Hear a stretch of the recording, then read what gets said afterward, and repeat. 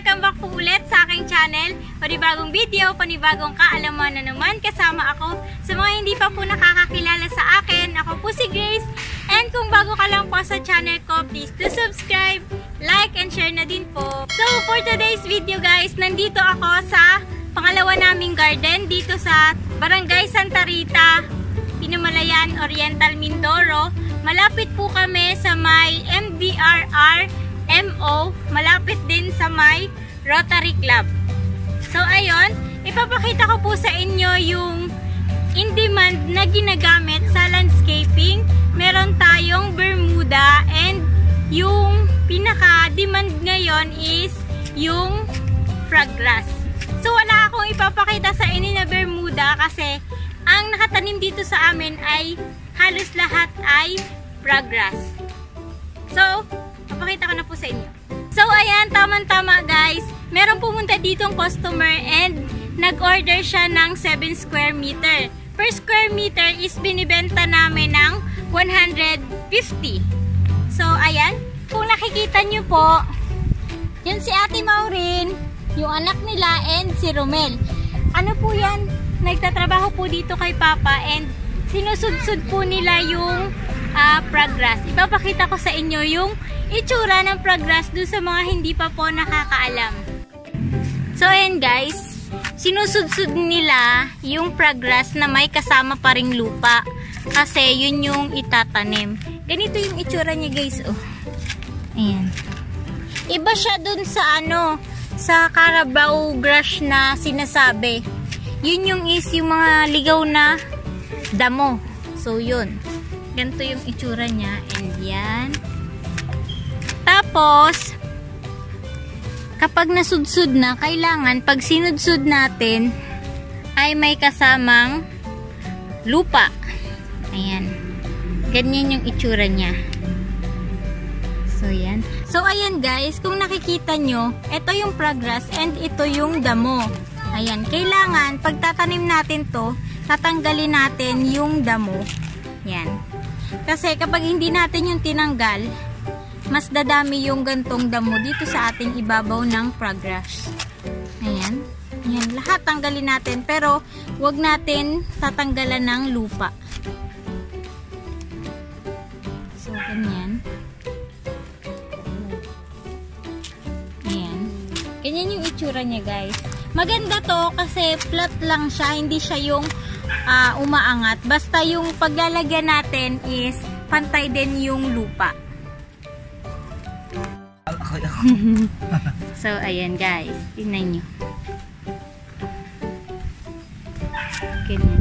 Yung gamit na pala is yung lapad lang para masudsud agad. Compare dun sa pala na lagi nating ginagamit.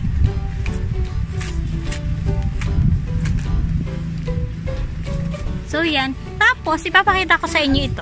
Kung paano naman itanim. So, yan. Yung mga yan is naitanim na yan. Bagong tanim. Hanggang doon sa dulo. Yung mga maliliit na nakikita nyo, yun pa lang is bagong tanim. Ayan. Ipapakita ko sa inyo kung paano siya itanim. Guys, kumuha ako ng ganito. Ipapakita ko sa inyo kung paano namin siya itanim dito sa aming garden, ha. Pinipilas namin siya ng ganito. Yan, ganyang kaliit. Tapos, di ba meron siyang tirang lupa? Igaganto lang namin siya, guys. Tapos, pipit-pitin ng ganito. After mapitpit, syempre nakalapat na yung ugat na natira dito sa ating damo. Pagkatapos nun, nalagyan na natin sila lahat ng ganito, ng froggrass. Saka lang ulit sasabugan ng lupa. Tapos didiligan. So yun. Pwede nga ganito lang kaliit, ganito lang kaliit na na froggrass yung itanim natin. Tapos ganun pa rin natin, pitpitin natin ng ganun or dikdikin natin ng ganito para kumapit siya dun sa lupa.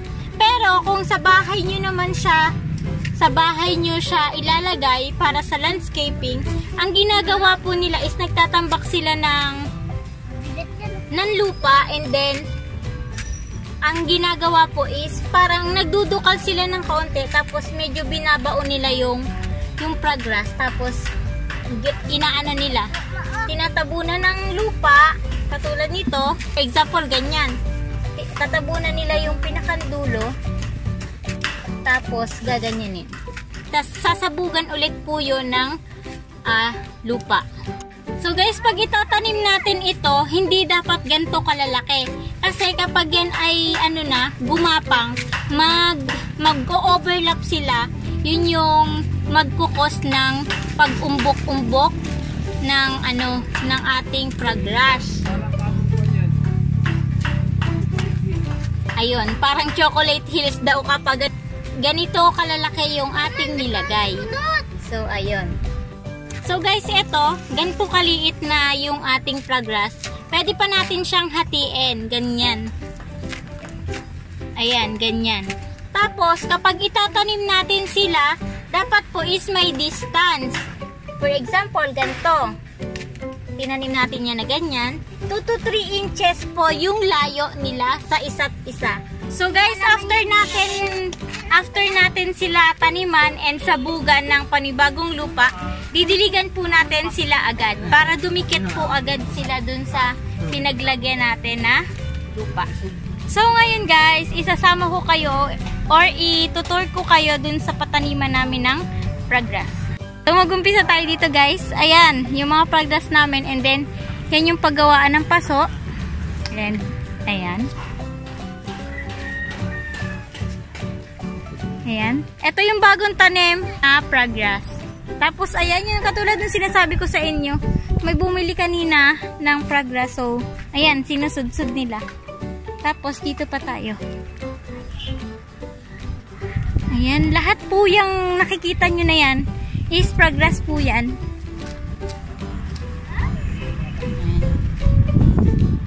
Ayan. Ayan, dito pa. Meron konting gulay. Ayan. Ayan. Di ba malawak na? Tapos may kasama ako yung asawa ko. Ayan. Ito pa. Ayan.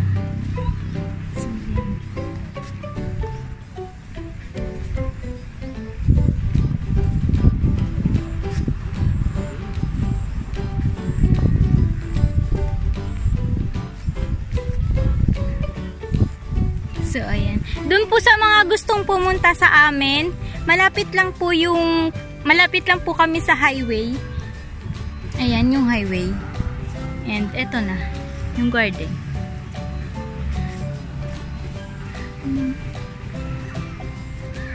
Halos yung pinapakita ko is pataniman lang po yan ng progress.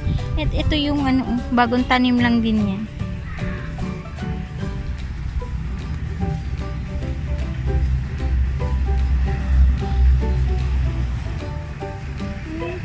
And then, ayan na yung mga halaman doon.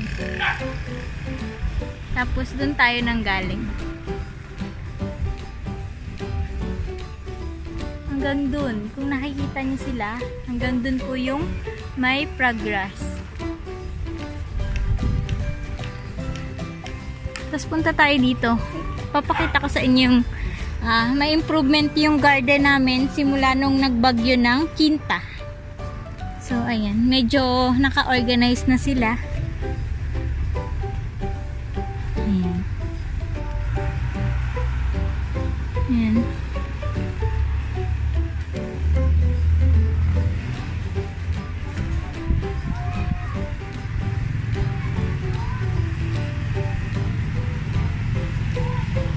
Ayan guys. Ayun yung unahan. And ito, ayan. Meron na rin siyang ginawa si Papa para dun sa mga hindi pwede na direct sunlight. Ayan. Gawa lang to guys sa kawayan. Ayan. Tapos, yung bubong niya is net and merong dahon ng niyog. So, ayan. Ayan yung itsura niya guys. More on philodendrons yung nandito.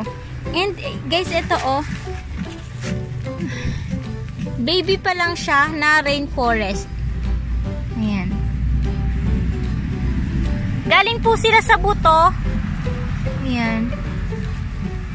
And, ayan. Tapos yan yung anthurium.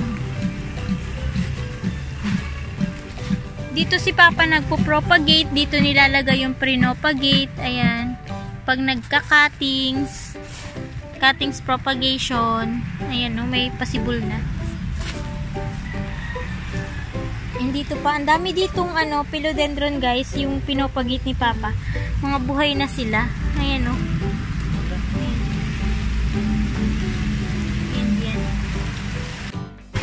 So guys, dito na lang ako sa sa kanlong kasi umuulan. Ayan. Guys, ang dami naming crotons. Ayan. And yun, yung mga colorful na dahon na yun, crotons po yun. And ayan yung sinasabi ko sa inyo kanina na ginawa ni Papa. Hindi ko na kayo madadala dun sa dulo kasi umuulan po. Tapos, may papakita pa ako sa inyo. Di ba may pinakita ko sa inyo na seedling ng ng rainforest? Ito yung, dito namin siya kinukuha. Nasaan yun? Ayan. Kita nyo to guys. Ito yung bunga ng bulaklak ng rainforest. Ito, yung mga pula-pula na yan. Ayan. Ano pa yan, yung lalaki or uumbok pa yan. Tapos after nun, mas pupula pa siya. And kapag pumula na siya, tatanggalin na siya dito. Tatanggalin na to. Tapos ibibilad and then ipupunla. So ayan. Yan yung mga rainforest namin. Ang dami niyang magkakaroon na siya ng buto, maraming sumibol. Sa isang puno is 1, 2, 3. So ayan, ito ang dami din. 1, 2, 3, 4. Tapos ayan. Tapos ito pa. Ang dami. Matagal nga lang ang pagpo-propagate ng rainforest. Kaya ito ay naging ganito na brown. Nasa direct sunlight kasi siya. So, ang rainforest po ay dapat sa shaded area. Ayan. More rainforest pa dyan. And ito yung sinasabi ko sa inyo kanina guys na croton. Tapos na kasing ulan, so pwede nang maglakad. Ayan. Tapos ito. So, ayan guys, dito na po tayo nagtatapos. Sana po ay nag-enjoy at may natutunan ulit kayo. And kung hindi ka pa po nakakapag-subscribe, please do subscribe, like and share na din po, and hit the notification bell para updated po kayo sa mga bago ko pang video na gagawin. Thank you for watching! Bye!